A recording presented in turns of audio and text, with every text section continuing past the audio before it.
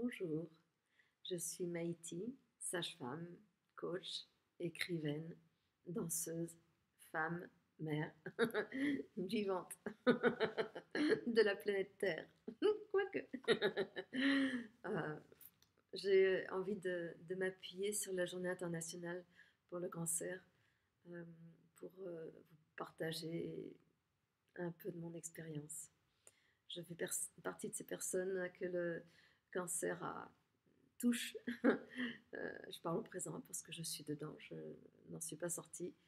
Euh, et j'ai jamais eu peur du cancer, j'ai jamais eu peur d'avoir le cancer.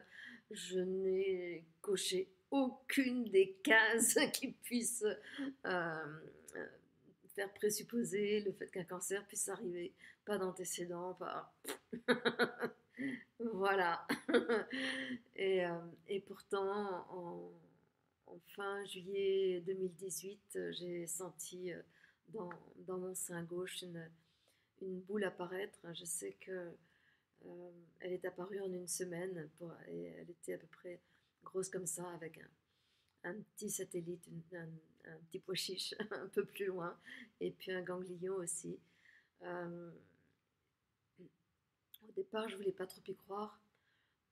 Et je ne voulais pas forcément savoir ce que c'était, ça m'apportait pas grand-chose, parce que de toute manière, je savais qu'il y avait un passage sans médicalisation euh, classique.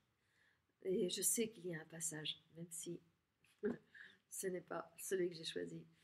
Euh, et donc, je voulais le moins possible d'invasion pour ne pas trop perturber ce qui était en train de se faire. Et ce que je redoutais le plus, c'était la biopsie, puisque quand il y a une tumeur cancéreuse comme ça, ben, les cellules cancéreuses sont bien contenues. C'est comme des moutons dans un enclos qui est bien clos. Il n'y a pas de raison qu'ils aillent dans les champs parce que tout est clôturé. Par contre, quand on fait la biopsie, c'est comme si on ouvrait la porte de l'enclos. Donc, qu'est-ce qui va se passer? Je n'en sais rien. Donc, moi, je ne voulais absolument pas ouvrir la porte de l'enclos. Et, et je me disais, bah, si à un moment donné, je suis amenée à faire une biopsie, c'est parce que je pars dans la médecine, dans la médecine classique. Ceci étant dit, ben, il se trouve qu'au mois d'avril, je me faisais opérer. Donc j'ai eu une biopsie quelques temps avant, une biopsie qui s'est mal passée.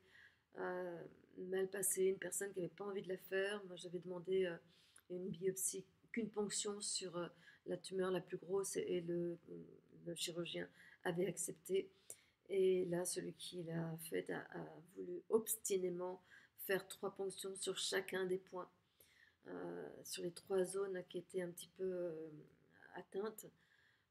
Ça a été un bain de sang. J'ai eu un hématome sur tout le flanc pendant longtemps.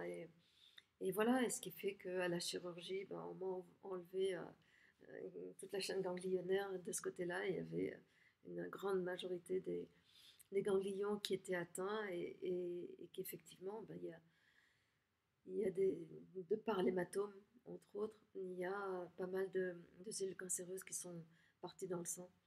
Euh, voilà. Mais après, ben, j'ai accepté la biopsie. J'aurais pu me positionner par rapport à la personne qui me l'a faite en disant, bah non, moi j'ai accepté une ponction et pas 9. Je me suis laissé faire. Ça veut dire que j'étais pas encore capable aujourd'hui de me redresser et de dire non, stop, là je ne suis pas d'accord. Et en fait, euh, le cancer, c'est ce qui m'apprend. C'est que lorsque j'ai su que j'avais un cancer et que c'était un cancer grade 2 qui est assez agressif, euh, je j'ai jamais eu peur de lui, et je n'ai pas peur de lui. J'ai pas peur de mourir. C'est quelque chose qui est simple, quelque chose qui est doux. J'en ai déjà parlé dans d'autres de mes conférences. j'ai découvert que pour moi c'était plus difficile peut-être de vivre. Mais en même temps, avec maintenant du recul, je me rends compte à quel point ce cancer euh, est mon ami, même si c'est un ami qui est d'une exigence incroyable, et j'ai envie de dire impitoyable. Euh, voilà, après l'ablation du sang, j'ai fait des médecines alternatives et, et on a vraiment cru que j'étais guérie, que je m'en étais sortie, les résultats étaient extrêmement bons, les marqueurs étaient bons, voilà, tout était bon, j'allais super bien. Et puis, euh, et puis il a fallu pas grand-chose. Il a fallu pas grand-chose et je l'ai senti pour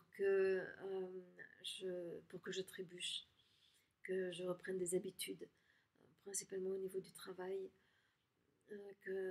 et de la relation à l'autre. Pareil, que je ne sache pas dire non, stop, là, c'est trop tôt. J'ai réussi à le dire pendant un certain temps et puis à un moment donné, j'ai lâché, j'ai repris le travail, tout en sachant que c'était trop tôt, même si pour moi c'était passionnant.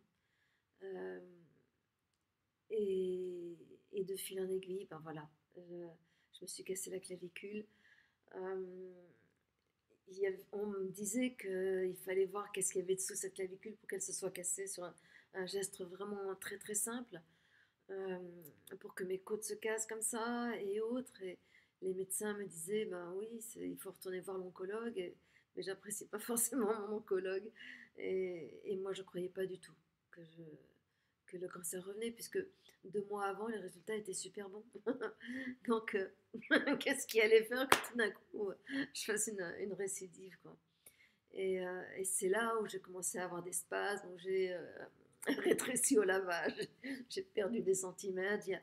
Il y a eu suffisamment de choses pour qu'à un moment donné, j'aille effectivement contacter mon oncologue et qui m'a prescrit un IRM, un PET scan plutôt, un PET scan qui a effectivement montré qu'il y avait plein de métastases osseuses dans tout mon rachis, dans mon bassin, dans toutes mes côtes, dans mes omoplates, dans mes clavicules, dans...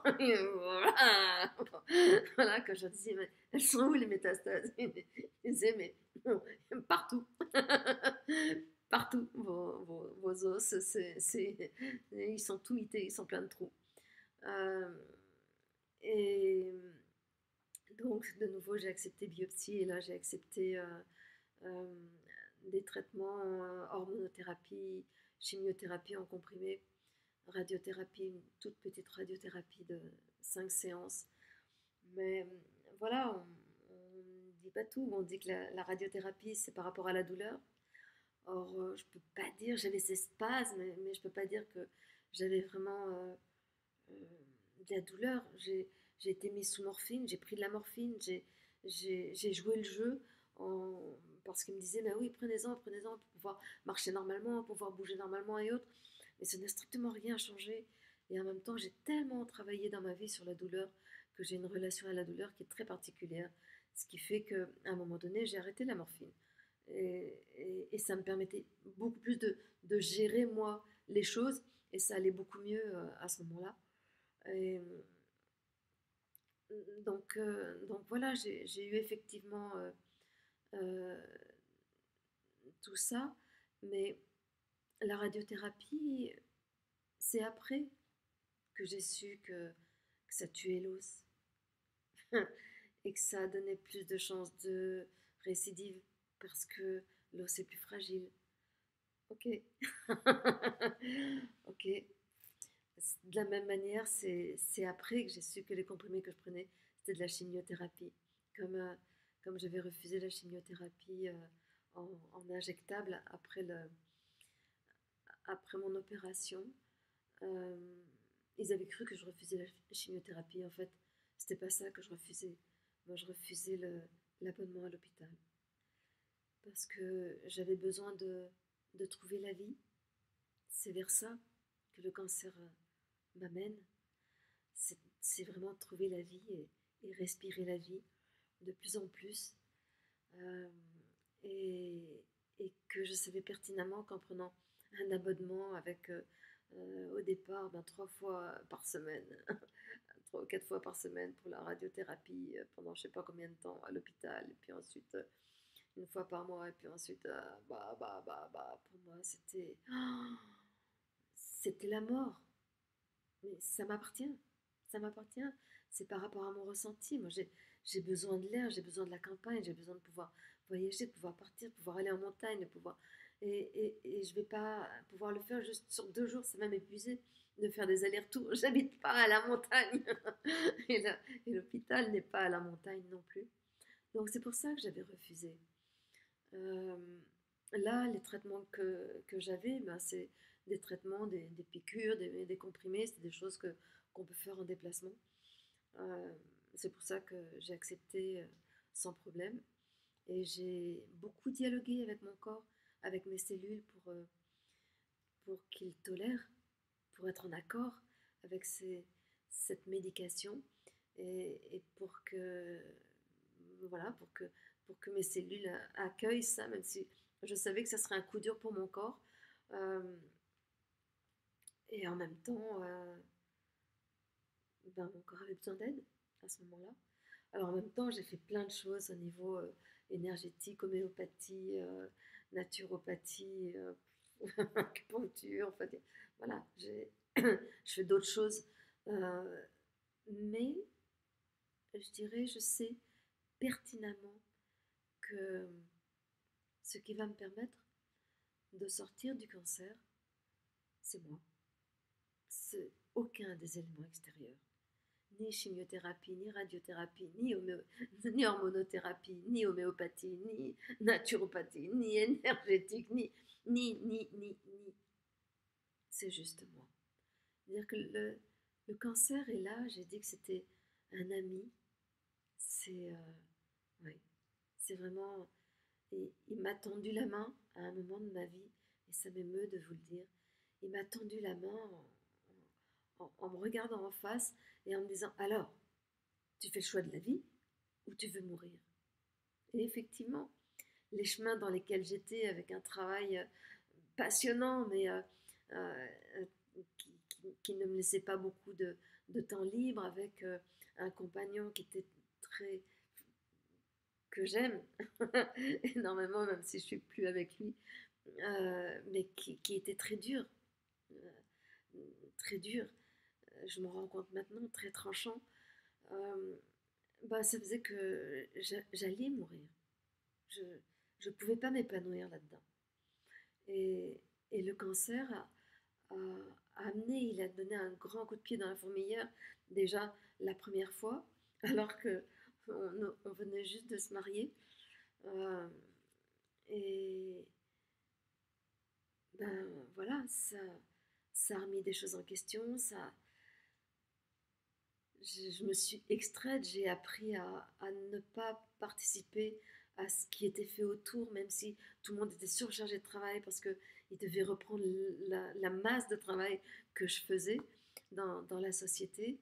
Euh, Qu'il fallait que moi je faisais beaucoup de stages, de conférences, de formations, de choses comme ça. Donc au niveau financier, il y avait beaucoup, une grande partie des finances revenaient par mois.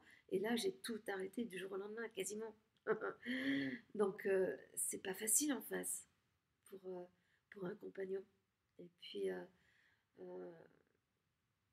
ce qu'il m'a avoué plus tard, quand il m'a quitté, il m'a dit, tu sais, quand j'ai su que tu avais un cancer, j'ai aussi réalisé que je ne supporterais pas d'être veuve. C'est-à-dire que pour lui, c'était incompréhensible que j'ai un cancer. Et c'était inadmissible que je puisse mourir jeune. Ouais, je suis encore jeune. et, et du coup, ça a commencé à créer une certaine distance. En même temps, ben, moi, je vivais ce que j'avais à vivre au niveau du cancer. Je l'ai vécu, je l'ai traversé seule. Euh, J'allais faire les examens, accueillir les résultats seule. Euh, voilà. Il Il y a eu 2 fois, je pense, simplement où j'ai demandé à Fabien de m'accompagner. C'est les 2 fois, une fois où on est allé voir l'oncologue, la première fois où on est allé voir l'oncologue, et la première fois où on est allé voir le chirurgien. Euh, il était présent au niveau de la société, de notre société. Euh, il me permettait, moi, de me retirer et de vivre ce que j'avais à vivre. Et ça, c'est énorme. C'est énorme. Et en même temps, j'aurais aimé qu'ils me soutiennent. Je le sais maintenant. Je m'en suis pas rendu compte sur le moment. J'aurais aimé qu'ils me soutiennent. Et je pense que s'ils m'avaient soutenu dans mes choix, peut-être que je ne me serais pas fait opérer. Donc peut-être que je n'aurais pas eu cette première biopsie. Donc peut-être que j'aurais trouvé le passage sans la médicalisation classique. Mais en même temps, que ce soit, je ne dis pas que ça aurait été facile, ça aurait été aussi extrêmement délicat.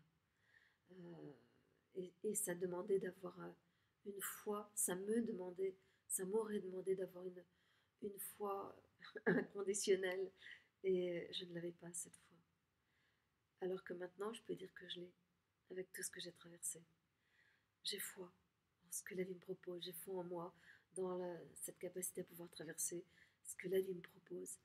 Et, euh, et même si là, ben oui, je suis encore sur le fil, je ne peux pas dire que j'ai des résultats qui sont mirobolants, mais en même temps, ce sont des choses qui sont stationnaires. J'ai réussi à arrêter la chimiothérapie. Est-ce que j'ai encore l'hormonothérapie? Est-ce que je reprendrai la chimiothérapie? Je n'en sais rien.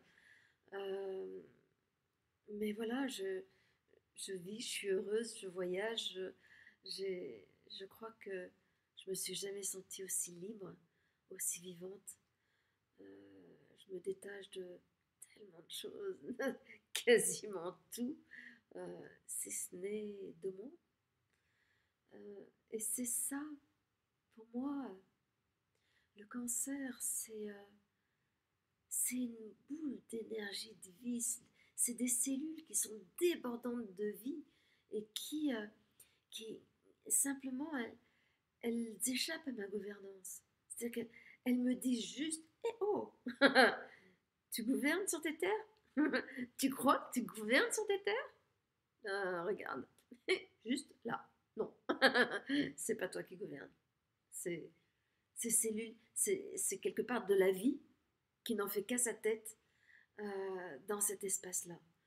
Et, et c'est là aussi, moi, mon énergie de vie intérieure, c'est ce que je crois en tout cas, si j'arrive à l'amplifier, je ne peux pas amplifier mon énergie de vie intérieure, je peux juste faire davantage corps avec elle.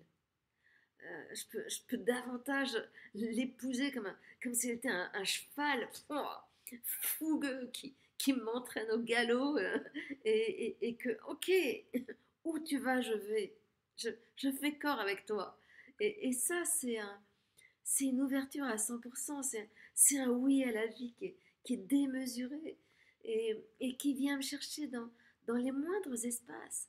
C'est-à-dire que là, je sais pertinemment que si mes résultats étaient impeccables, que voilà, on se dise, ben ok, on va vers une rémission complète. Euh, Est-ce que je continuerai à cheminer là où je suis en train de cheminer avec, avec la puissance avec laquelle j'y vais? Dire que ce cancer m'a obligée quelque part, ou bien j'ai choisi avec lui, dans ce dialogue avec lui, j'ai choisi d'ouvrir le monde de la spiritualité.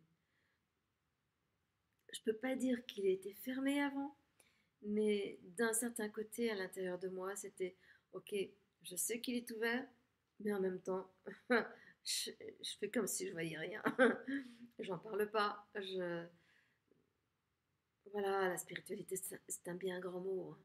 Or, ben pour moi, la spiritualité, c'est juste m'ouvrir à cette part de moi qui est plus grande que moi, qui quelque part commande tout ça.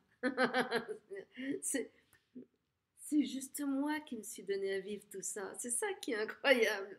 C'est moi qui me suis donné tous ces spasmes. Et j'étais là quand j'étais pliée en quatre avec les spasmes à se dire mais pourquoi je me fais vivre ça? Pourquoi je m'impose ça?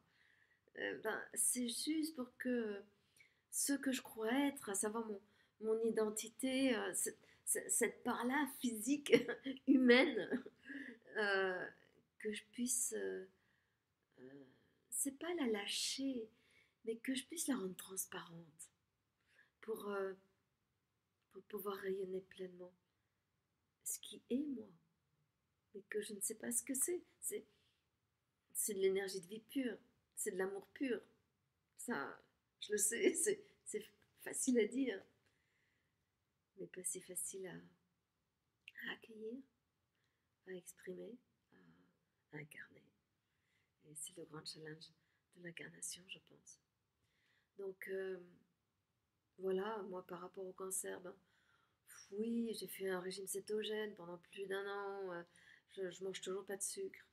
Mais en même temps, ben, j'ai appris que les cellules cancéreuses, il y a certains cancers qui se nourrissent de sucre, il y a certains cancers qui se nourrissent de protéines animales, il y a certains cancers qui se nourrissent de tout.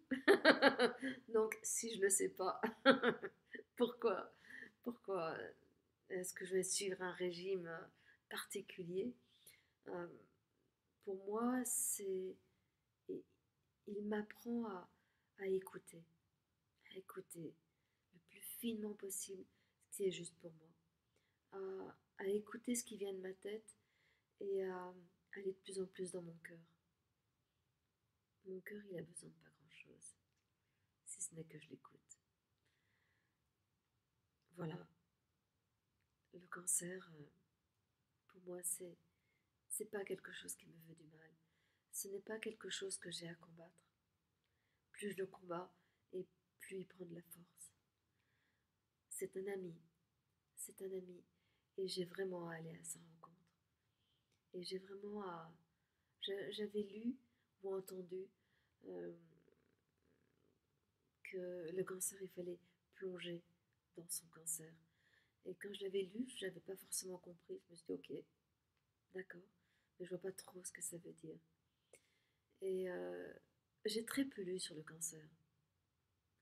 J'ai très peu lu de personnes qui ont vécu ça, qui ont traversé ça, qui ont... Non, pour moi, j'avais envie d'être vierge quelque part et de pouvoir trouver mes chemins. Et, euh, et cette plongée au niveau du cancer, c'est vraiment ça, c'est lui donner la main. Pas lui donner la main dans le sens que je lui donne les rênes, mais il me tend la main et moi je la prends. Je, je prends sa main et je vois où est-ce qu'il m'entraîne. Ben, il m'a entraîné à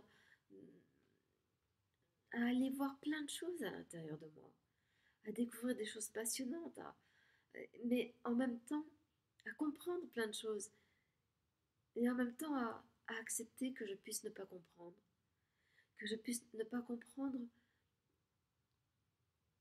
pourquoi il est là. Qu'est-ce que ça me changerait de le savoir? L'essentiel, c'est que je perçois où est-ce qu'il me mène, où est-ce qu'il me conduit. Et peut-être qu'il me conduit à la mort. S'il me conduit à la mort, c'est juste que j'ai pas tout à fait ouvert toutes les portes que j'aurais pu ouvrir. C'est juste ça. Mais je peux les ouvrir au moment de mourir. C'est aussi possible. C'est pas grave. on est, on est né pour mourir. Je suis bien placée pour le savoir en tant que sage-femme, mais on est né pour mourir. Et on ne sait pas quand est-ce qu'on va mourir. Alors, c'est pas pour ça que j'ai envie de mourir, mais, euh, mais c'est pas moi qui choisis. Et, et c'est là, ben voilà, je prends les, les examens avec leurs résultats. Ça me permet vraiment d'affiner, de vérifier où est ma peur, où elle en est. Euh, comment est-ce que je peux prendre juste ça comme des petites bornes qui me disent ben, où tu en es réellement de cette ouverture à ma part divine. Parce que cette part divine à l'intérieur de moi, euh, elle n'a pas le cancer. C'est juste mon corps physique qui a le cancer. Éventuellement mon corps mental, parce qu'il tourne beaucoup.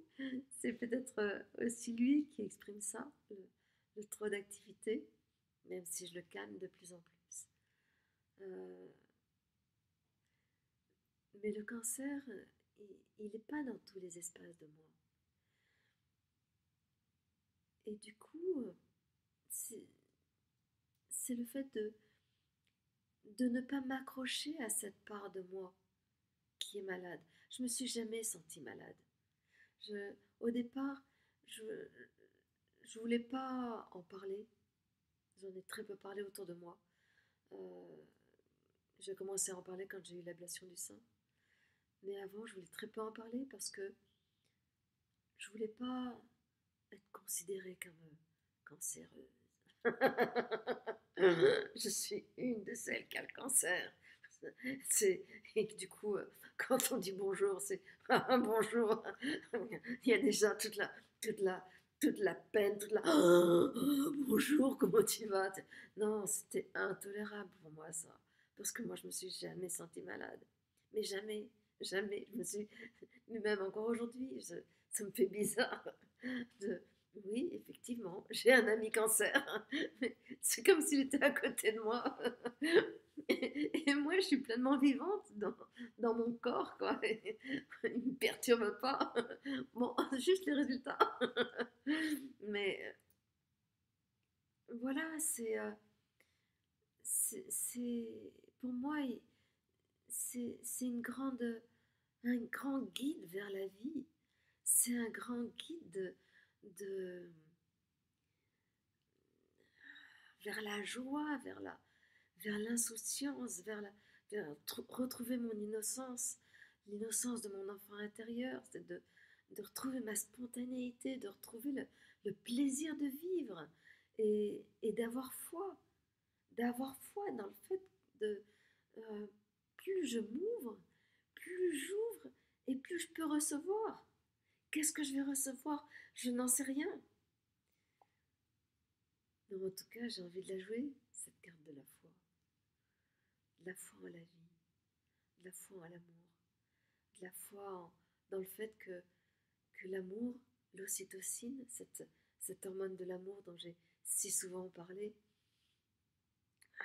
qui est tellement miraculeuse, régénératrice et tout ça, ben, c'est tellement plus puissant que la maladie, c'est plus puissant que n'importe quel cancer. Donc ouais, effectivement, j'ai un cancer stade 4. Ben non, c'est mon premier oncologue. Et je lui ai dit, il y a quoi après? Il m'a dit, bah, cancer stade terminal. Ok, d'accord. Mais ça n'empêche que je le sens pas. Ce sont des mots. Moi, je sais. Ça surprend énormément mon oncologue, les médecins qui me suivent et autres. Ils comprennent pas par où je passe. Comment est-ce que après tout ce qui m'est arrivé, comment est-ce que j'arrive à marcher, à danser, à monter en montagne, à crapahuter, à voyager toute seule. Là, dans 3 jours, je pars pour la Nouvelle-Zélande. Voilà, je vais louer un petit van et je vais aller découvrir l'île du Sud toute seule comme une grande. Euh, Est-ce que ça me fait peur? Oui. Mais en même temps, ben, ça me permet aussi d'aller à la rencontre de moi, à la rencontre de mes peurs, à la rencontre de cette foi. Et, euh, et j'ai foi dans le fait que je peux trouver le chemin qui fait que je vais sortir de ce passage-là. De toute manière, je vais en sortir par une porte ou par l'autre. Voilà. Moi, je mise de, de vivre, mais je peux vivre même en mourant. Même en mourant. Et je me sens beaucoup, beaucoup, beaucoup plus vivante que avant d'avoir la visite de cet ami. Donc je suis infiniment reconnaissante. Je suis pleine de gratitude. Et voilà, je, je connais son exigence. Et je me dis qu'en même temps, ben, c'est qu'à l'intérieur de moi, il y a cette capacité à traverser ça. C'est, il m'appelle à moi et il sait que je peux passer vers la vie sans mourir. Il le sait et il a foi en moi. La vie a foi en moi, mais le cancer, c'est la vie. C'est une expression de la vie. Et la vie a foi en moi bien plus que moi, probablement. Et voilà, c'était ce que j'avais envie de vous dire. Donc, il nous parle à chacun de manière différente. Un cancer est extrêmement personnel. Et il nous parle de manière personnelle.